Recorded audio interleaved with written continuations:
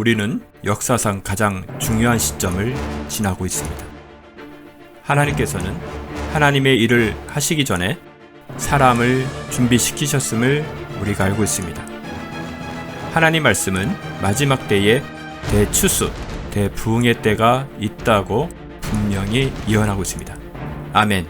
하나님의 말씀이 그대로 성취될 것을 믿습니다. 예레미야 눈물은 잠자는 교회와 영혼을 깨우기 위해 노력하고 있습니다.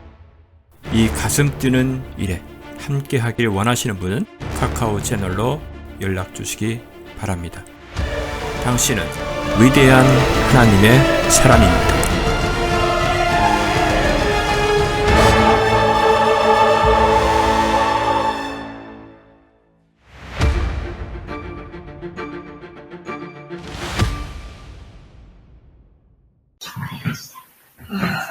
주님을 찬양하는 할렐루야.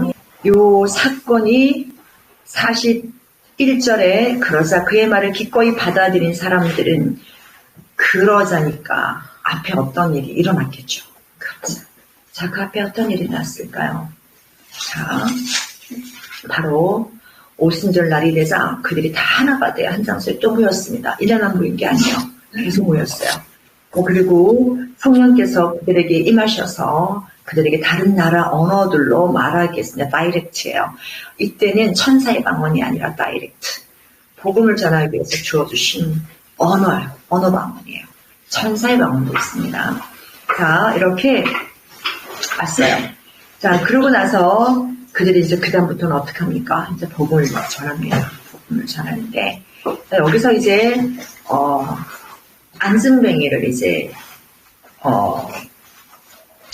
복음을 전하고, 그 다음에 그들이 막 술에 취했다, 비웃고 조롱하니까, 요일서에 그 예언된 말씀이 지금 이루어진 것이라고 이렇게 막 말씀을 하세요. 자, 그리고 이제 사도행전 넘어가니까, 그 다음에, 베드로가 그거를 놓지 않고 딱 있다가 바로 무엇을 합니까? 복음을 전하기 시작했습니다. 32절, 2장 32절에 보니까 이 예수를 하나님께서 살리셨으니 우리 모두가 그 일에 관한 증인이라. 그러면서 계속 말씀합니다. 그가 하나님의 오른손으로 높임을 받고 또 아버지로부터 성령의 약속을 받아서 지금 너희가 보고 듣는 이것을 부어주셨느니라. 계속 말씀하세요. 그러면서 그러므로 이스라엘의 온 집이 분명히 36절 알 것은 너희가 온 이스라엘의 집, 이스라엘의 온 집, 이 복음을 듣는 대상이 누구라고 얘기를 하는 거예요? 바로 유대인들에 대해서 말을 하는 겁니다. 그러니까 너희가 십자가에 못 박은 이 예수를 하나님께서 주와 그리스도가 되게 하신 것이라고 하면서 회개하라고 38절에 계속 말씀합니다. 형제 여러분, 우리가 어찌해야 될까? 그러니까 이 말을 듣고 마음에 찔림을 받은 그 형제 자매들이, 유대인들이 어떻게 해야 할까? 우리가 어찌하여야 할까? 하니까 베드로가 그들에게 답변하기를. 첫 번째 말이 회개하라. 그리고 죄들을 사함받은 것으로 인하여 너희 각자는 예수 그리스도의 이름으로 침례를 받으라. 그리하면 너희가 성령의 선물을 받으리라. 이게 침례가 먼저냐 성령을 받는 게 먼저냐 말과 얼가 많은데 사도행전 말씀을 잘 읽어보면 순서가 바뀌는 경우가 종종 있어요. 자, 베드로가 이제 보자기가 내려와서 다 먹으라고 하니까 누구를 따라가요? 이방인 고넬료 본인 사원을 따라가죠. 그래서 그들이 예수님을 다 받아들이고 성령을 받았어요. 또 방언을 얘기합니다. 그 다음 얘기하니까 이들이 우리와 같이 성령을 받았으니 침례를 주는 것을 누가 그 말이에요 하면서 바로 침례를 받도록 허락합니다. 자, 그것처럼 거기서는 성령을 만져받고 침례를 받아요. 여기 상황에서는 어때요? 회개를 했기 때문에 이제 침례를 받으라. 그리하면 뭐예요? 너희가 성령의 선물을 받으리라. 이렇게 말씀하세요. 그래서 이게 먼저냐 저게 먼저가 아니라 거의 같이 가는 거지만 상황에 따라 순서는 바뀌어도 상관없어요. 근데 분명한 건 뭐예요? 우리가 정말 회개하면 또 성령을 받게 되고 또 성령을 받는 사람들은 또 물침례도 받아야 되고 또 물침례를 먼저 받았으면 진짜 회개하고 그럼 또 성령을 임하고 같이 묶여가야 한다는 걸 아셨으면 좋겠습니다. 자, 그 다음에 이제 말씀을 하시면서 그랬더니 그 말을 듣고 예수님을 믿고 침례를 받은 사람이 그날에 몇 명이에요? 약 3,000명의 사람이 더 늘었더라. 3,000명의 사람이 더 늘었더라. 이 말을 유추를 해보면 이미 앞전에 많은 사람이 예수님을 믿고 회개하고 침례받고 돌아왔다는 거예요. 그런데 오늘 또 3,000명이 더 회개를 했다. 그 다음에는 5,000명이 또 돌아오는 사건이 또 있어요. 베드로 선지자가 사도가 복음을 전했을 때. 자, 그 다음에 그러고 나서 그들이 그 다음에 했던 일이 있어요. 뭐예요? 사도들이 가르친 교리와 교제, 빵을 떼는 것과 기도하는데 전념하더라. 여러분, 우리가 보통 기도 전념, 말씀 전념 그러면은 이거는 누가 하는 거야? 목사님들, 풀타임 사역자. 이 시대로 얘기하면 누구예요? 선지자나 사도들이 하는 거지. 우리같이 예수님 금방 믿고 이제 금방 구원받아가고 어제 영접하고 오늘 침례받았는데 내가 어떻게 모든 거에 전념을 해. 그렇게 생각을 많이 해요. 현대인들은 특히. 근데 성경에는요. 침례받고 회개하고 침례받고 성령받고 나니까 열매가 또 무슨 열매가 있어요? 가르친 교리, 하나님 말씀의 진실인 것, 하나님 말씀을 알고 싶어서 목을 매는 것. 왜냐면 그 시대는 이성경책이 없고 구약 성경만 있었고 예수님이 가르친 그 말씀은 사도를 통해서만 들을 수 있었어요. 그러니까 사도들이 예수님 들은 말씀을 계속 기억하는 거예요. 그래서 기억해서 그 말씀을 전하려고 애를 쓰는 거예요. 저한테 어떤 책이 있냐면 디다케라는 책이 있어요. 디다케 들어보셨어요? 디다케 들어보셨어요? 디다케가 뭐냐면 성경이 지금 발견됐잖아요. 쿰란 동굴에서 발견됐잖아요. 그러니까 그 전에도 성경이 사본이 발견됐는데 쿰란 동굴에서 발견된 사본을 가지고 1000년 전에 발견된 사본하고 비교하니까 성경이 틀린 데가 있어요, 없어요? 하나도 없어요. 자, 거짓 사람들, 현대 종교에 물든 신학자들이나 기독교를 비판하는 사람들, 아니면 신학자라 할지라도 어떤 말들을 하냐면 이런 거짓말을 해요. 모르니까. 원본은 진짜야. 근데 원본이 지금 사실 없거든요. 원본은 어디 있는지 몰라, 성경의 원본은. 지금 다 필사본이에요. 필사본이 5,000개가 넘는 있는 필사본들이 있는데 이 필사본들이 지금 여러 가지가 있는 중에 왜 필사본들이 이렇게 많아졌냐. 왜 그러냐면 인쇄술이 발전된 인쇄술이라는 게 아예 없었어요. 누가요? 돈 많은 사람들이 모세오경 중에 창세기만 좀 써주세요. 그러면 얼마입니다.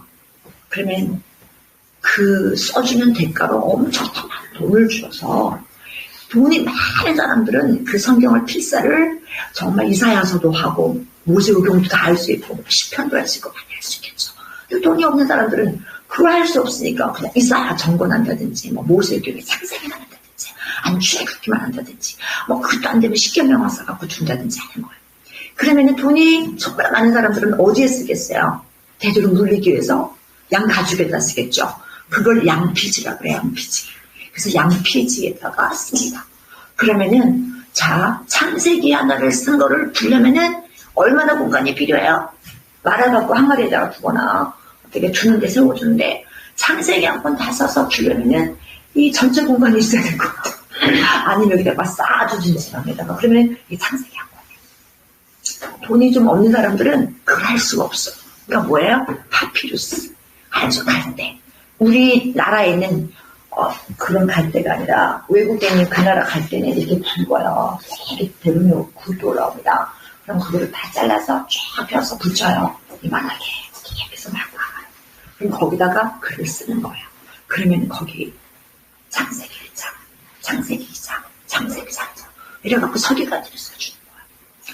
이제 그런 사본들이 엄청나게 많이 있는데 1,000년 전에 있었던 사본이 있었고 1,000년 후에 양피지에 있었기 때문에 오래 있었는 거예요. 숨겨놓은 거예요. 그거를 어떤 목동이 자기 양이 도망갔어요. 양을 막 찾아다니다가 돌멩이를 가지고 이렇게 던졌는데 동굴들이 떨어졌는데 짱그랑 깨진 소리가 들려서 뭔가 이렇게 올라갔더니 거기 한 마리에 성경책이 가득 쌓여있어요. 그걸 달리게 됐는데 엄청난 사건이에요. 엄청난 사건. 야, 너희 기독교인들 지금 사건 가지고 있는데 가짜 아니야? 너희들이 만들어낸 거 아니야? 막 그런 공격이 가죠. 그런데 1000년 전에 발견된 거랑 지금 거랑 비교하니까 한 군데만 달라. 성경이 한 군데만 달라요. 다르면 안 되는데 뭐가 다르냐면 예수 그리스도 한 군데는 그리스도 예수 그것만 다른데 그러면 원본과 사본과 오류가 없다는 걸 우리는 알 수 있죠. 그렇게 해서 원본은 오류가 없습니다. 사본은 원본과 전혀 오류가 없다는 걸 우리가 알 수 있는 거예요. 이렇게 하나님의 말씀을 받았는데 이 초대교회 사람들은 예수님이 전해주신 말씀을 들으려면 누구한테 귀를 기울여야 되냐? 바로 누구에게 귀를 기울여야 돼요? 사도들이. 예수님이 들은 걸 다 기억하고 있죠. 그래서 그 사도들이 이 서신서를 마태복음, 누가복음 보면 그거를 증거로 예수님의 부활을 증거하기 위해서 썼던 마태, 마가과 요한 외에 이분들이 기록했던 게 디다케예요. 그래서 그 디다케가 헬라어로 적혀 있는데 이거를 발견했는데 이거는 성경책 푸른 동굴에 있던 구약 성경의 사본을 발견한 것하고 똑같은 권위를 가진 만큼 대단한 일이에요. 그래서 그 디다케 번역한 게 한국에 나와서 제가 그 책을 구입했고 제가 교회 도서 보시라고 계속 배치를 해놨어요. 그러면 사실 못 보신 것 같은데 우리가 그 도서관 정리하면서 제가 다시 가지고 왔어요. 제가 그 내용을 읽는데 가슴이 뜨거운 거예요. 그 디다케 책을 읽는데 한쪽은 헬라어 한쪽은 번역인데 한국어로 가슴이 더 이 제자들이 이 디다케 예수님께서 주신 말씀을 기억을 하려고 머리가 써서 그걸 다 기억해서 글을 두고 계속 가르쳤더라고요. 근데 내용을 읽고 내가 왜 눈물이 흘리고 너무 가슴이 뜨거웠냐면 그게 마태복음 5장 말씀이었어요. 그냥 마태복음 5장에 산상수훈부터 예수님께서 하셨던 말씀이죠. 그 말씀밖에 없었어. 통하는 자는 복이 있다. 심령이 가난한 자는 복이 있다. 오리를 가져오든 쉽게 가져라. 오리밤을 때리거든 왜? 그냥 이런 말씀이야. 계속 그런 말씀들을 읽고. 그러니까 예수님께서 산상수훈에 하셨던 그 모든 말씀들을 제자들이 다 기억했다가 제자들 예수님의 가르침 그 디다케를 책을 만들어서 이분들이 오신 분들에게는 이거를 계속 가르쳐줬던 거예요. 그게 이거예요. 이 교회 46절 뭐예요? 자, 그들이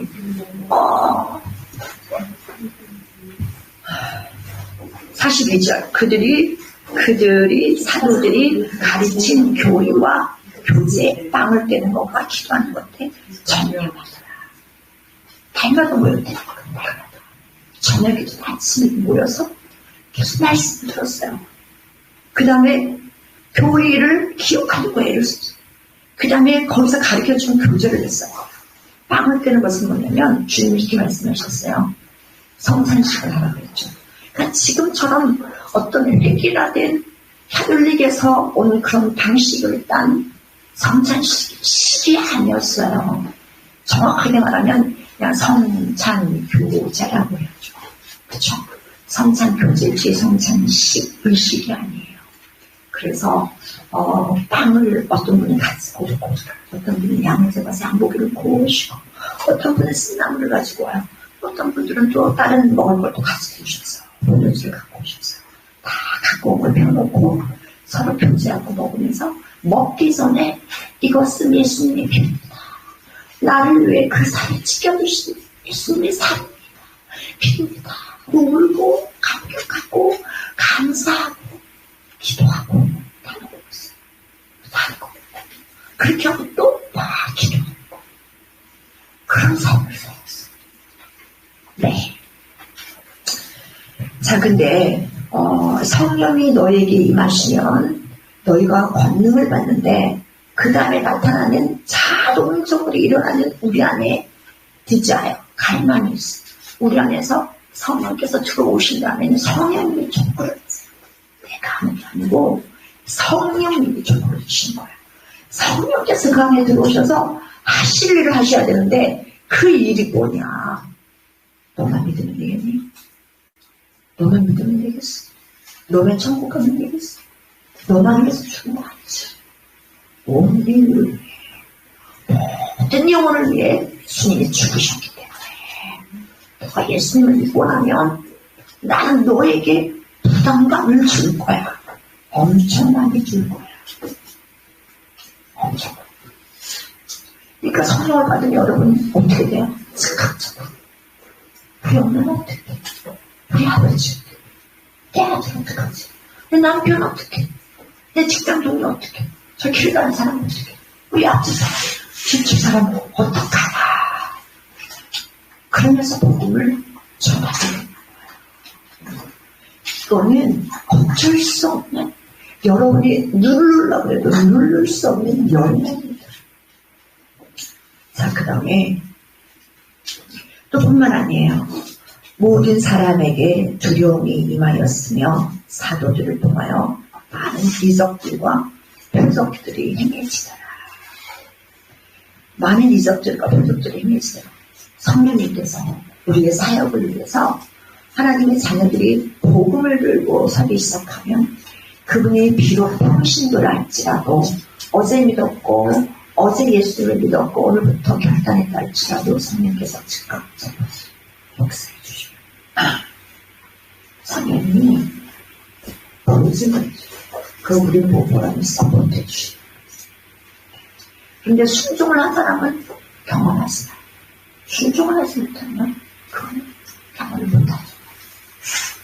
자, 그 다음에 믿는 사람들이 다 함께 있으면서 모든 물건을 공동으로 쓰며 또 자기의 재산과 소유물을 팔아서 각 사람의 필요에 따라 모든 사람에게 나누어 주더라.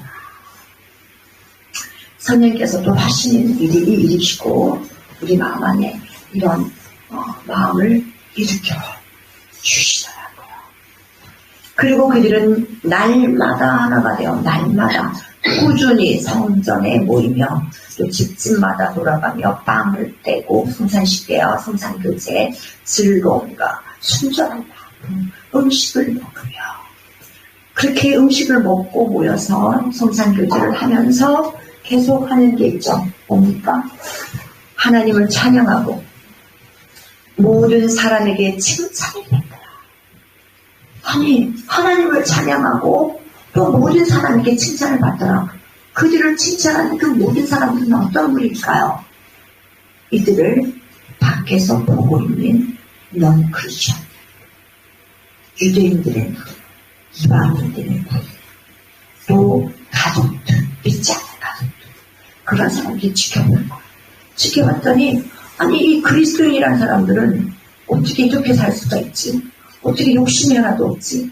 어떻게 이렇게 자기 거를 다 팔아서 가난한 사람, 어려운 사람들이 나눠주는 사람, 이렇게 사람으로 하나가 될 수가 있나? 그것을 보면서 자기들에게는 없는 거잖아요. 그리스도인들에게만 나타나는 거잖아요. 부러웠겠죠. 그러면서 그렇게 살아가는 사랑하는 모습, 물론 주변 사람에게도 그 사랑을 나눠줬을 거예요. 그랬더니 칭찬을 하기 시작했어요. 역시 그리스도인들은 달라. 그 다음에 주께서 구원받는 사람들을 그 교회에 날마다 더해 주시더라고요.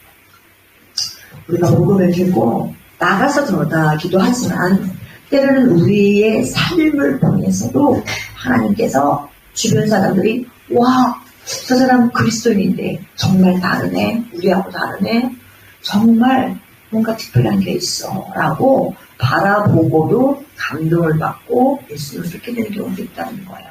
그래서 이 성도들이 구원을 받고 또 교회를 더 오는 것은 정말 주께서 그 사람들을 더 해주셔야 되는 거더라고요. 인도해 주셔야 되는 거더라고요. 물론 우리가 정작 노력하는 것도 있지만, 자, 그 다음에 여기 보면 어떤 말씀이 있냐면 우리 한 장은 넘겨서 보도록 하겠는데요. 한 장 넘기면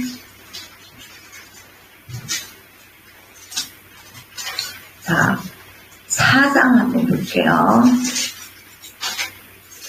네, 지금 이제 3장, 4장은 어떤 문제냐면은 안전뱅이를 일으킨 사건 때문에 굉장히 사건이 길어져서 이제 공예까지 끌려가게 되고 막 이런 일들이 됩니다.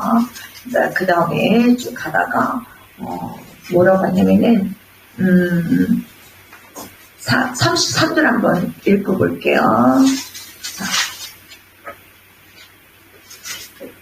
아니 28절부터 읽어볼게요. 시작. 이는 주의 손과 주의 계획대로 이루기로 예정된 온갖 말을 행하여야 한다. 이제 주여 우리의 위협함을 생각하시어 주의 조물로 나가게 주의 말씀을 선포하게 하시고 주의 손을 펴시어 병을 낫게 하시며 또 표적기관의 것들이 주의 병거하신 아들 예수의 이름으로 일어나게 하소서. 그들이 기도를 바치자 그들이 함께 모여있는 곳이 진동하더니 그들이 모두 성령을 충만하여 담대하게 하나님의 말씀을 선포하더라 하더라. 자, 이제 사역을 하다 보면 또 우리 여러분들도 나중에 다 이제 복음을 전하는 자가 되겠지만 어떤 분들은 그냥 다 상관이 없어요. 예루살렘에서 하든 어디서 하든 여러분 있는 장소에서 어떤 방법이든 성령께서 주시는 감동의 순종을 해야 된다는 거예요. 자, 이럴 때 어떤 분들은 그래요. 기적을 먼저 일으키셔서 그거를 보여줘서 그 다음에 예수님을 전해야 된다. 그렇게 해서 계속 하나님의 능력을 구해서 하나님의 초자연적인 능력을 구해서 그걸 통해 복음을 전하겠다라고 하시는 분들이 많이 있으세요. 사실은 사역하다가 너무 힘드시니까 열매가 없으니까 안 되겠다. 나도 병 고치는 능력, 귀신 쫓아내는 능력, 나도 손만 대면 나는 능력, 이런 어떤 많은 능력들을 내가 좀 소유를 하고 나도 받아봐야 되겠다. 주여 그 능력을 내게 주시옵소서. 그 능력을 막 그런 분이 있어요. 자, 근데 우리가 그런 능력을 더해서 교회를 부흥시키려고 할 때 이것도 사실 굉장히 큰 비용이 있어요. 우리는 복음을 순수하게 전한다는 능력을 구한다고는 하는데 이게 예수님께서 금식 기도 40일 마치시고 마귀로부터 유혹을 받았던 것들 중에 하나가 그쵸? 너가 성소 꼭대기에서 기도해라. 그러면 천사들 너의 발을 받들어서 다치지 않게. 그러면 이게 얼마나 큰 표적에 그렇게 일어나면 얼마나 많은 사람들이 나오겠는가. 근데 이게 사역자들에게도 저렇게 많은 유혹이 나요. 대형 교회, 큰 교회, 많은 영혼을 주님 앞에 기여내겠는데 그 방법이 전적인 성령의 방법과 나타나신과 역사에 의하지 않고 사람의 생각과 방법으로 하는 경우가 있어요. 근데 그런데 성령의 능력을 구해. 근데 사람의 방법을 해요. 이게 기회가 되시는지 모르겠어요. 도구로 쓰는 거예요. 사실은 내 안에 야망이 있어요. 큰 교회를 능력보다 해보고 싶은 야망. 그래서 성전 꼭대기에 떼어내릴 때 주여 내 발을 받아주라고 했어요. 나는 결단하고 나는 그 사역을 하겠습니다. 성령의 역사와 도움이 아닌 악한 양의 역사와 도움으로 목회하려고 사역하시는 분들도 있으세요. 정말 우리가 주의해야 되고 목회자뿐만 아니라 병신들도 있으세요. 왜? 교회 안에서 알 수 없는 미묘한 시기, 질투, 내가 높아진 내 부서를 더 확장시킬 거야. 나 모든 것은 나 엄청나게 부서되는 거 보여줄 거야. A팀, B팀, C팀, 대학부 나는 다르다는 걸 보여주고 싶은 거야. 이 사람은 내가 말할 때 아이들을 굴복해서 회개하고 돌아오는 뭔가를 보고 싶어. 근데 그게 영혼을 사랑하는 거야. 내가 주님 우리가 방문을 할 때도 거짓방언을 사단을 주지만 사역을 할 때도 사단의 열매를 줘서 자든지 빠지겠지. 정말 정확하게 안 돼요. 그 사역은 하나님께 줘요. 저를 내려놓고 주님만 해주세요. 본인은 죽어요. 아프리카에 나이지리아 아니면 기독교 국가 중에 뭐가 있죠?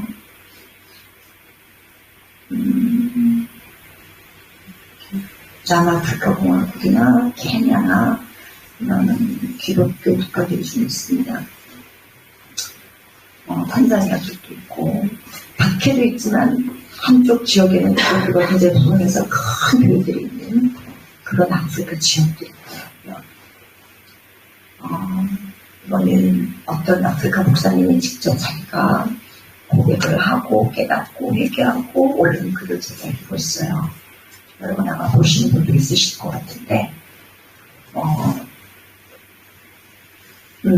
아시면 좋으실 것 같아요. 여러분들도. 왜냐면 정말 나이지리아나 뭐 어떤 그쪽 나라 가면은 교회가 엄청나게 아프리카 교회에서 커요. 정말 대형 교회를 하고 있어요. 교회들이 다 커요. 몇천 명, 10,000명, 뭐 이렇게 뭐 몇천 명. 능력도 엄청나게 막 일어나고 죽은 사람 막 살리더라고요.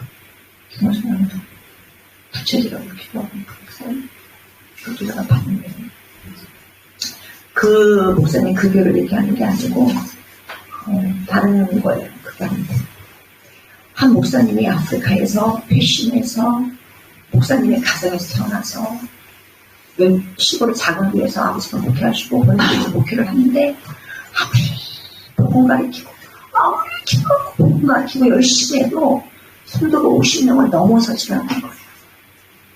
근데 다른 데 지역에 가보니까 5,000명 목사님입니다. 근데 아프리카 목사님들은 몇천 명 되고 교회가 크니까 아주 좋은 자를 갖고 다니더라고요. 아주 좋은 자를. 굉장히 부유하게 살아요. 아프리카는 그렇게 쉽지가 않게 사는 거예요. 너무 잘 살아. 그러니까 이 목사님이 총회에 갔는데 자기는 그 사람들하고 끼일 수가 없어. 그 수천 명 교회 사람들은 하얀 옷 입고 하얀 구두 신고 하얀 좋은 차 타고 운전사가 다니는 그런 그룹에 복해서는 거기에 길이만 못해요. 총회에 가도. 본인은 작은 교회, 허름한 교회, 거기 50명 되는데 거기 이분에게 야망이 생긴 거예요. 나도 저 그룹에 끼리라. 나도 저 그룹에 끼는 목사가 되리라. 왜 나는 이렇게 오랫동안 목회를 했고 왜 나는 이렇게밖에 안 되나. 이렇게밖에 못하나 목회를. 너무 답답했어요. 그래서 그때부터 교회에 가서 그분들에게 인사를 하고요. 친해지려고 선물도 하고 교제도 하고 끼어들기 시작했어요. 그래서 몇 년의 교제 끝에 그분들만 따로 모이는 교회에 초청을 받았어요. 이상 호텔에서 모임을 하더라고요. 갔어요. 그래서 소개를 시켜줬어요. 한 사람하고 친했는데 그 사람이 그 그룹에 소개를 시켜줬어요. 그래서 방면을 폈어요. 또 성도들이 친해졌어요. 자, 더 시간이 지났어요. 그 다음에 진짜 중요한 모임인데 초청하면 너가 정말 우리 같은 그룹 들어오기를 원하냐. 너가 그런 목회자가 되기를 원하냐. 예수 권능으로 목회하기를 원하냐. 이렇게 성령이 보내는 줄 알고 그렇게 원한대. 나는 그렇게 원한대. 그래서 교회를 부흥하고 많이 그런 뭐 어쨌든 그렇게 원한대. 그러면은 며칠 날 몇 시에 너 혼자 아무도 데리고 있어요. 아내도 데리고 있어요. 너만 어디 오라고 그랬어요. 그래서 그 목사님이 이제야말로 내가 이 구역을 정식으로 들어가고 기뻐갖고 기쁜 마음으로 그 장소를 요청을 했는데 호텔도 무슨 방이 아니라 아주 넓은 곳이었는데 아주 예쁜 여자가 저기서 예쁜 여자가 아주 섹시한 예쁜 여자가 무슨 야하게 목사님한테 먼저 욕을 하더라고요. 그러더니 이거 뭐 하기 위해서는 정결의식을 노력해야 되라고 때 여자가 그렇게 전하니까 그런 건가 생각을 해요. 그런데 여자를 데려오더니 지금부터 이 여자랑 관계를 해라. 그 여자가 사탄의 신자였어요. 그래서 너무 충격을 받아서 이거는 성경에도 없는 일이고 해서는 안 되는 가늠이고 악한 더러운 짓인데 그걸 하라는 거예요. 우리는 이걸 바통하겠다고 의식을 다 치웠다. 이제 너가 이 의식을 치면 너는 엄청난 고민이 너 안에 들어와서 별도 없는데 인기도 없고 명예도 없고 별도 분내고 너는 전부에 부와 부흥과 명예가 다 한꺼번에 들어오고 와 예수님이 세계 시험 받은 거 아시죠? 민가 전부 마지막에 뭐야? 이 세상의 모든 공세. 근데 그 애들에게 똑같이 목회자들에게 계속 속인 거예요. 넘어간 목회자들이 그거 다 받았어. 그래서 엄청나게 돈을 많이 벌고 교회들이 많이 모이고 능력이 많아. 그런 교회 가면요 너무너무 능력이 많이 일어납니다. 이 목사님이 우리 교회는 그 능력도 없는데 계속 복음 전하는데 기도하고 자기가 소망줘도 돈도 안 듣고 이러는데 거기 집에 가면 사람들 막 쓰러지고 막 소리 지르고 뭐 병도 나고 막 그런다는데 그래서 이 목사님이 저는 제 아내를 사랑합니다. 저는 제 아내를 사랑합니다. 저는 이런 잠을 잘 수 없습니다. 거울하고 뛰어나옵니다. 알았대요. 아, 이들이 하나님께 받은 은혜가 아니구나. 귀신과 신잡한 여인과 민동에서 귀신이로부터 그 여자 몸을 통해 내 안에 눈을 다 들었대. 거짓. 결국 나는 다 죽고 성도들도 죽이는 나는 지옥 가는 거예요. 영혼이 사탄과 계약하는 것이다. 그거를 다 깨닫으면서 이분이 목회를 할 수가 없었어요. 너무 충격을. 그때 주님이 찾아보셨더라고요. 그런 질문을 하셨대요. 그때 그 목사님이 고백을 하셨대요. 부흥 안 해도 되고 성도도 요만큼 계속했을 때 나는 주님이 필요해. 나는 그냥 주님이 계시면 돼. 부흥이 없어도 되고 기적이 없어도 되고 나는 주님이 함께하는 거겠다. 그 주님이 알려주신 방법을 정말로 목회자들이 그런 시간을 다 뛰어넘고 주님께 만나고 열거고 없어. 그 다음에 주님이 일으키시는 거예요. 그 다음에 비로소 주님이 그 마음 닫아라고 동거를 해요. 그 사이에 다 그걸 견디지 못하고 타협을 합니다. 그래서 이분이 회개하고 기도하고 정결하게 되어서 그 다음에 이분에게도 역사가 나타났는데 귀신이 준 역사가 아니라 성령께서 주시는 진짜 사람들의 마음을 짚고 회개하고 돌아오는 거니까 그 기사가 자 다시 말씀을 들어볼게요. 30절하고 33절에 보니까 이렇게 말해요. 주의 손을 펴시어 병을 낫게 하고 병들과 이적들의 주의 거룩하신 아들 예수의 이름으로 일어나게 하소서. 요것만 똑 잘라서 보면 어떤 일이 일어나면 우리는 사역을 하기 전에 기적이 나타나야 된다고 이것만 근데 그게 아니에요. 33절에 뭐 나옵니까? 그리하여 그들이 어떻게 해요? 결국 그거는 지금 뭘 얘기하는 거예요? 31절 그들이 했던 건 이거예요.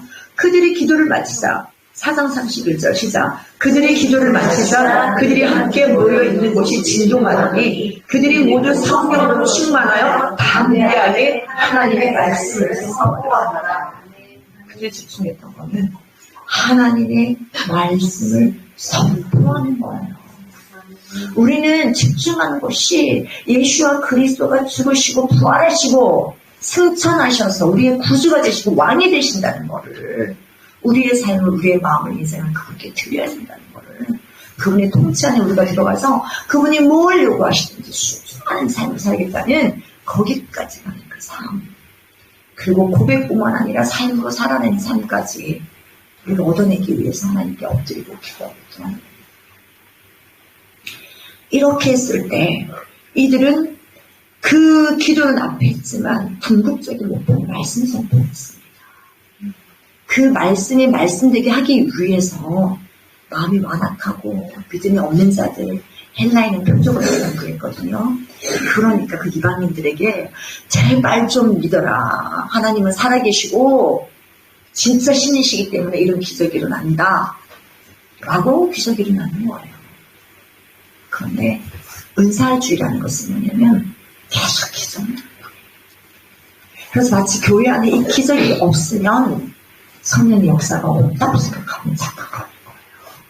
진짜 울고 엎드려서 회개하고 막 또 이렇게 주님 앞에 결단하고 돌아온 삶이 변화되는 그게 궁극적인 목적인데 나타나는 기적은 하도 안 믿으니까 보여주시는 것인데 그래도 그랬잖아요. 복음이 선포되면 우리가 귀신을 내어 쫓으면 그들이 묻고 있던 질병도 따라가서 자동사로 일어나는 일인데 예수님은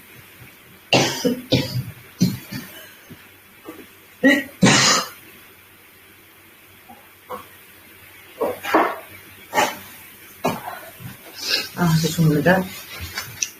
예수님은 배제하고 현상만 보아요. 그렇게 구하는 사역과 그런 기도의 주변에 정말 마귀가 거짓된 것을 많이 줄 수 있어요. 그리고 구별도 못하고 더 썩받아요. 그리고 그렇게 받은 그것을 구했던 사람들은 그걸 받고 나면은 나타나는 열매가 있어요. 열매는 와우, 하나님 나를 이렇게 사랑하시고 나는 특별해. 그게 자기 자랑, 자기 의의감이 얼마나 무서운지. 우리가 무슨 능력했어요, 그렇죠? 우리 마음 안에는 항상 어떤 생각이 있어야 되냐면 따라하세요. 예수면 바다. 예수님이면 나는 만족한다. 예수님이 날 잡으세요. 그것만 계시면 되잖아. 뭐가 더 필요해, 그렇죠? 그렇죠? 내가 예수님 사랑해서 복음 전했고 그들도 예수님 사랑한다고 고백하고 회개하고 그러면 그거는 하나님의 기뻐하는 일이에요. 나는 쓰임받은 걸로 끝나는 거예요. 나는 전한 자리에서 돌아서서 제가 해야 되는 것은 하나님 너무 감사합니다. 저를 사용해 주셔서 감사합니다. 내가 무엇이간데 저를 이렇게 사용해 주시니까 주님 감사합니다. 그다음부터는 어떤 기도예요? 하나님께서 저들에게 더 큰 은혜를 주셔서 저들을 더 아름답게 당신의 뜻대로 살게 주신다면 더 귀한 것이고, 그렇죠? 그게 우리의 바라는 거예요. 하나님 바라는 거니까 더 이상 할 것도 없는 거예요. 자, 여기 보니까 아나니아와 삽비라라는 사건이 5장에 나타납니다. 이 교회 안에 엄청난 사건이었죠. 왜냐면 바나바라는 분이 예수님의 그 사도들의 발 앞에 본인의 재산을 팔고 다 갖다 놨어요. 토지가 있어. 그것을 팔아 대금을. 집을 팔지는 않으셨고요. 토지 많이 있으셨어요. 파셨어요. 가끔 여기서 제가 말씀드리는데 집에 있는 분이 마지막 때 내가 집을 갖고 살고 있는 게 하나님께 너무 죄송스러워. 난 집 팔고 나는 그냥 전세를 살든지 아니면 월세를 살게요. 주님. 이러시는 분들도 있는데 주님께서 원하시면 그렇게 하시고 그렇게 안 하시면 살다가 그 집 들어오고 올라가시면 돼요. 그래야 또 남겨주신 분들이 들어가서 살 거 아니에요. 남겨주신 분들이 살 데가 없어갖고 또 살아다니고 이거 안 받으면 이제 월세도 못 내고 렌트비도 못 내고 쫓겨다녀야 되는데 아니 그런 집이 있어야 들어가서 살 거 아니에요.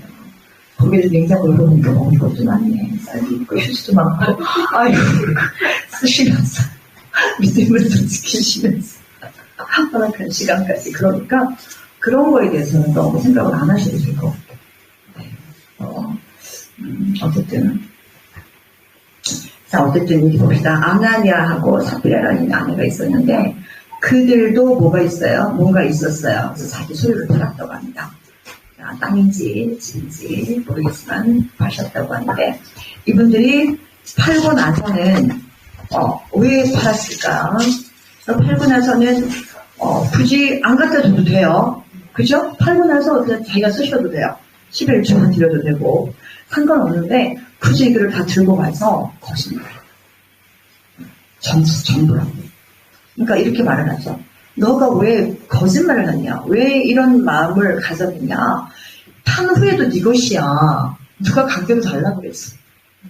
판 후에도 네 것이고 안 팔았을 때도 네 것이었어. 네가 가지고 와서 이렇게 말하면 되잖아. 내가 땅을 팔았는데 제가 50%는 제가 쓸 거고 50%는 제가 드리고 싶었습니다. 이러면 돼요. 이 거짓말이다. 이 거짓말이라는 것이 우리는 굉장히 가볍게 생각하는데 하나님 나라에서는 거짓말이 굉장히 무서운 사건이에요, 사실. 왜냐면 계시록에 보니까 살인자들과 흉악한 자들과 개들과 그렇죠? 마법사들과 거짓 선지자들 쭉 나오면서 거기 하나 붙어요. 거짓말하는 자. 무섭죠. 자, 어쨌든 그랬다는 겁니다. 근데 그 거짓말의 배경이 뭐냐면은 그게 자기를 드러내고 싶은 자기 자랑의 마음이 시작했어요. 그래서 일부는 감춰뒀는데 야 나도 다 팔았고 다 판 거 가지고 와서 말하고 싶은. 그거를 베드로가 정확하게 집어내고 책망을 했으는 게 생명이 끊어져 버려요. 그리고 베드로에게 또 그 다음 얘기를 하니까 또 끊어져 버려요. 자, 여기서 성령이 너에게 임하신 권능을 했죠. 이것도 성령의 권능의 한 가지입니다. 성령의 권능. 성령의 권능 안에는 여러 가지 권능이 있는데 이 기적의 은사라는 게 있어요. 기적의 은사 있고 믿음의 은사도 있고 여러 가지가 있는데 하여튼 그 중에 하나입니다. 그래서 이런 성령의 은사가 있으신 분들, 성령을 받으신 분들, 강력하게 나타나시는 분들은 정말 사실 언어를 조심하기는 해야 돼요. 아마 베드로가 아니었고 다른 분이셨으면은 이렇게까지 말을 하지 않으실 수도 있을 것 같아요. 두 번째, 내가 한 번 더 기회를 줄게. 너 남편이 거짓말하다가 죽었거든. 그러니까 내가 기회를 줄 테니까 솔직히 말해. 기회를 줬을 수도 있는데 힌트 하나도 안 주고 그냥 죽었지. 우리 베드로님이 원래 개발잖아요. 원래 이름이 불같은 성격. 불의를 보고 못 참는다. 정말 네 그렇습니다. 자, 그래서 11절에 보니까 또 나와요. 또 사도들의 손을 통해 많은 표적과 이적이 백성 가운데 일어나니 그랬더니 또 14절 그때 믿는 사람들이 더 많이 죽게 더해졌고 남자들과 여자들의 수가 허다하더라. 정말 이때는 인원이 안 나와요. 너무 많아갖고 그 다음에 또 5,000명도 돌아오고 그래서 보통 초대교회 성도들의 교인이 2만에서 3만을 봅니다. 엄청나죠? 그러니까 한 군데에서 모일 수가 없어요. 공간이 없잖아요. 회당에서 모이기도 했지만 그러니까는 집집마다 돌아가면서 계속 모였어요. 오늘 이 집 그럼 거기 막 기원으로 막 엄청 많아요. 오늘 저 집 그럼 저기서 막 수십 명이 모이고 수백 명이 모이고 이렇게. 자, 그런데 참 좋은 거예요. 모여서 교제하고 떡을 뱉고 찬양하고 내 것을 네 것을 내 것이다. 이렇게 생각하는데 내 것도 네 것이고 네 것도 내 것인데 그러니까 이건 내놔. 이거는 안 돼. 요걸 권리는 우리에게 없어요. 그러신 분이 있으시더라고요. 그래서 아니 제가 이번에 얼마 전에 목사님을 이번 주에 한 3가정을 뵙고 왔는데 그 목사님이 이제 다른 일에 어떤 상처가 있으셔서 저한테 전화 오셨어요. 우리 너무 힘들게 준비해갖고 이렇게 어떤 성사님을 전해드렸는데 한번해갖고 아프셔서 전해드렸는데 성사님이 딱 받고 나서는 고맙다는 말 한마디 없고 딱 받고는 봉투 주머니에다 넣고 돌아서려고 그러더라고요. 성도들한테도 너무 민망하고 교회에서 드렸는데 너무 그래서 목사님 그래도 성도님 다 이렇게 헌금해서 이렇게 했는데 감사하다고 말 한마디라도 좀 해주시면 아니 받았다는 말 한마디라도 해주셔야 아니면 내가 안전한 줄 알잖아요. 막 그랬대요. 막 그랬다가 목사님이 저 당연히 받을 거 받았어요. 당연히 저는 받을 거 받았습니다. 그러면 당연히 성도에서 후원해야 되고 저는 받을 거 받았습니다. 제가 왜 당신을 이렇게 감사합니까? 그렇게 하셨어요. 그래서 우리가 너무 충격받았죠. 생각하시더라고요. 그러니까 이 부분 제가 이렇게 판단 안 하겠어요. 우리로 돌아가서 성경에 넣어야 되는데 성령을 경륜하고 그리고 사도 서신을 보면은 너희들 당신들로 인하여 당신들의 성령으로 인하여 당신들에게 순종으로 인하여 당신들의 믿음으로 인하여 하나님께 감사해요. 서분의 항상 이런 일을 잘 끝나고 말을 안 했습니다. 우리가 누구 할 거예요? 라는 걸 가르쳐요. 그래서 중국에서는 이제 요구하시는 분이 좀 드셔가지고 왜냐면 공부를 할 때 옆에 있는 저희들이 완전하게 있었어요. 근데 저한테는 너무 많이 요구를 하는 거예요. 그래서 제가 너무 놀라서 아니 얘한테는 지금 이 쌍파이라고 그러잖아. 왜 나한테는 주파이라고 그랬어요. 그랬더니 你是有钱人啊有钱人韩国人所以有钱人有钱人给我多그렇게 뭐냐면 너는 돈이 많으니까 많이 내놔야 돼. 그래서 그래서 저한테 돈을 더 나고 백화점이나 이런 데는 안 그런데 일부 이제 하시는 분들이 그런 생각을 하시는 분이 있으시더라고요. 그래서 네 어쨌든 우리 그리스도 안에서는 선행은 경영하고 뭔가 해주시면 하나님께 감사하되 그분에게 감사하되 하나님의 이름으로 감사하시고 우리가 당연히 받을 권리가 있다고 생각하시면 안 돼요. 우리가 줘야는 하지만 어쨌든 그런 것들에 좀 많은 예의가 필요한 것 같습니다. 자, 그 다음에 어쨌든 이제 다음 말씀도 넘어갈게요. 오늘 제가 이렇게 찝은 말씀 6장 7절에 보면 7 집사를 세웁니다. 그죠? 7 집사를 세우는데 자 그들이 6장 5절에 보니까 6장 4절에 보니까 사도들이 들어온 돈을 가지고 관리해서 어려운 사람들을 계속 돌보고 오늘은 디모데 형제 집에 모입니다. 몇 명 모이는데 100명 모일 예정입니다. 오케이 그러면 얼마면 되겠어? 얼마 필요합니다. 좀 더 나눠주고 이걸로 뭐 사. 거기 가부들에 10분 오시는데요. 그럼 그 가부들에게 얼마씩 좀 나눠줍시다. 얼마는 계속 그 재정을 보는 거야. 너무 힘든 거야. 그러니까 뭐라고 하는 거예요? 우리가 하나님의 말씀을 버려두고 이절에 식단을 돌보는 것이 옳지 아니하도다. 너무 바쁘니까. 그러므로 형제들아 너희 가운데서 성령과 지혜로 충만하여 잘 들으세요. 성령과 지혜로 충만하여 훌륭한 평판을 듣는 7 사람을 찾아서 택하여 이 일을 맡기고 우리는 계속해서 기도하는 일과 말씀의 사역에 전념하리라고 하더라. 그래서 7분을 뽑으셨어요. 자, 그래서 그들에게 기도해 드렸습니다. 그 다음에 하나님의 말씀이 널리 전파되어 있어요. 왜요? 예루살렘에 있는 제자들의 수가 크게 늘었다. 왜? 이제 사도들이 마음껏 복음과 기도에 전념할 수 있었기 때문에. 그래서 제가 이제 사실은 하나님께 회개한 예전에 내가 잘못한 것들을 회개한 게 있어요. 제 목사님에 대해서 뭐냐면 제가 이렇게 이제 사이판의 파송에서 제가 사역을 하고 그 다음에 중국에서 사역을 하고 여기서 사역을 해보니까 이제 안 거예요. 이게 목회자들이 하루 종일 생각이 말씀만 계속 집중했다는 거. 그러니까는 이번 주 한국은 일주일에 설교가 10몇 번 있지 않습니까? 기본 7번 새벽 예배 설교에다가 목장 예배, 수예배, 주일 다 저녁, 청년 예배, 학생이 주일 학교 정신없습니다. 주일 학교 가는 분에게 맡기지만 학생이라면 정말 많이 설교를 하셔야 돼요. 자, 그래서 설교를 이게 뭐 하루에 계속 2편 정도는 준비를 하셔야 될 상황이고 갑자기 신방이 요청되면 또 신방 설교를 하러 가야 되고 막 그래요.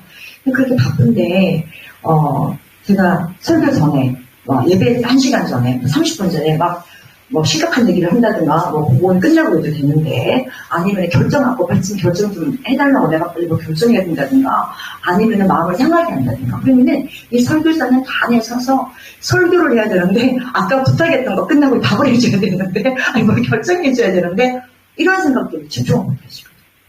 그러니까는 목회자들에게는 오로지 말씀에 집중할 수 있는 환경과 여건과 모든 거를 성도들이 다 만들어야 돼요.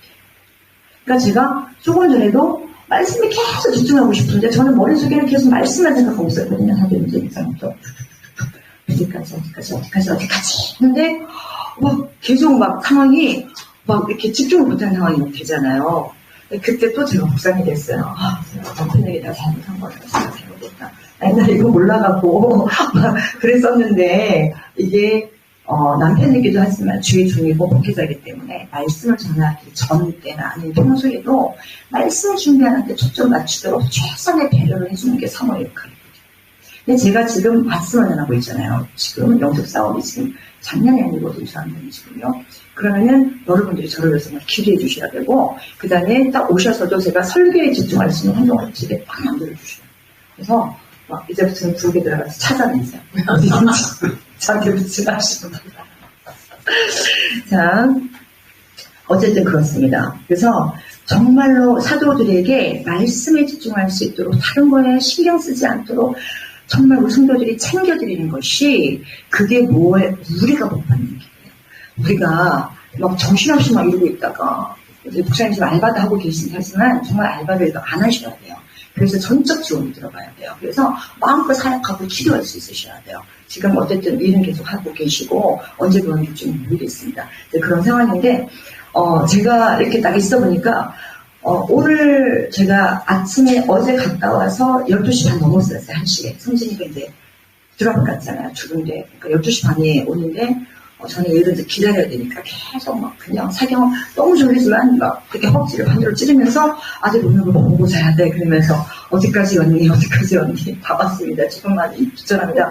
오는 거 보고 방에 있는 거 보고 그래서 잘하는 점만 작게 그리고 들어가서 잤어요. 그게 아마 거의 1시 반인 것 같아요. 그리고 이제 그러려면 푹 자야 돼요. 저는 토요일 날은 정말 푹 자리라 생각을 하고 있는데 못 잔 거예요. 근데 이제 우리 사랑스러운 아이 둘이 4명이라서 몸이 안 좋으니까 와서 새벽부터 할머니 그러는데 정말 몸은 여기 있는데 정신은 꿈속에 있어서 나오지가 못하는 거 너무 힘들어가지고 어쨌든 그랬습니다. 그래서 오늘 원래 8시 반까지 컨퍼런스를 가야 되는데 10시 반인가에 도착을 했어. 우리 셋다 정신을 못 차려. 목사님 아예 8시 반에도 못 일어나서 사경을 하고 성진이도 못 일어나더라고요. 그래서 어쨌든간 오늘 바빴어요. 일정이. 그리고 이제 와서 있는데 제가 하나님께 너무 죄송한 거예요. 그러니까 4시가 되니까 이제 피곤이 몰려오는데 이제 이번 주 제가 잘 많이 못 잤습니다. 그러다가 피곤이 막 몰려오는데 지금은 잘 수가 없어요. 성경책 한 번 더 보고 이거 한 번 더 보고 치킨 한 번 더 하고 기도 한 번 더 하고 무릎 꿇고 말씀을 준비하고 살아야 되는데 내가 주님 앞에 서기 너무 죄송한 거예요. 너무 죄송한 거예요. 이 컨퍼런스 때 시간이 1시 15분에 끝났죠, 그죠? 그래서 너무 죄송해갖고, 주님 제가 말씀을 더 보고, 기도 더 하고, 말씀을 더 다니셔야 되는데, 제가 오늘 그걸 제대로 못했고, 지금 4시인데, 난 지금 너무 피곤해서, 물을 좀 붙여야 되겠는데, 어떻게 하면 좋을까요? 막, 그랬어요. 그래서 4시 반부터 5시 좀 안 돼서 침대에 그냥 쓰러졌어요. 정신을 잃고 너무 피곤해요. 잠이 들어서 딱 깼는데 이제 5시 깼으니까 뭐 해야 돼요? 저녁해서 애들 먹이고 목사님 먹이고 선진이 먹이고 아니 5시는 이미 되잖아요. 저희는 5시 전에 저녁을 먹어요. 늦어도 5시에 먹어요. 그래서 5시 반부터 정리가 다 들어가요. 찬양 복사 들어가고 막 여기 다 세팅해놓고 다 하는데 제가 그걸 지금 하나도 못하고 5시에 일어나서 이제 저녁 준비를 해야 될 상황이 돼요. 근데 너무 주님께 죄송한 거고. 근데 5시에 일어나야 되는데, 몸이 안 일어나지니까. 목은 다 잠겨서 말도 안 나오고. 그래서, 육실은 너무 자고 싶은데, 지금 일어나서 저녁을 준비해야 먹고, 예배 7시까지는 세팅을 마쳐야 되니까. 그 생각을 하고 있는데, 이러는 제 자신이 너무, 뭐라고 해야 되나? 자기 자신에게 너무 속상한 거. 난 몸이 왜 이렇게 약할까? 나는 몸이 왜 이렇게 약할까? 어떤 사람들은 4시간만 자고도 팍팍한데 나는 왜 이럴까? 막 이제 그 생각이 들면서 너무 속상한 걸 누워갖고. 그러고 있는데, 너무나 선명한 성령님께서 음성으로 말씀해 주신 것 같아요. 심지어 정주 누워있는 목사님 이 방에서 쉬고 계시고, 말씀 준비하고 계시고. 사랑하는 딸아, 걱정하지 마라.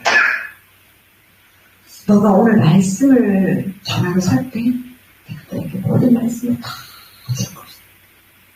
그리고 너에게 계속 말씀을 줄 것이다. 내가 너를 붙들고 계속 쓸 것이다. 걱정하지 마. 그게 뭐냐면 내가 너의 상황과 형편을 다 알고 있다. 너가 오늘 어쩔 수 없이 이 상황이 돼서 몸이 너무나 피곤하고 이 상황이 돼서 너가 주님 앞에 말씀 더 읽지 못하고 기도도 하지 못해도 너무 죄송스러워서 강단에 설 자격이 없구나. 어떡하나 막 괴로워하고 있는 이 마음을 주님 다 아는데 그래도 괜찮아.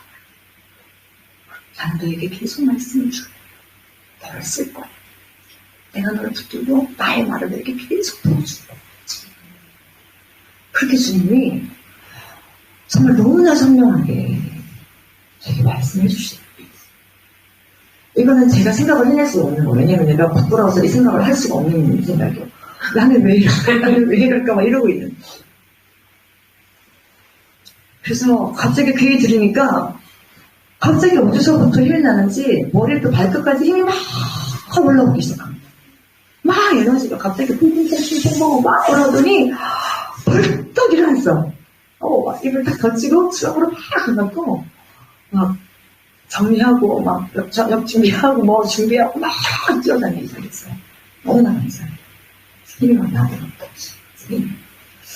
그래서 오늘 또 이렇게 서 있습니다, 여러분.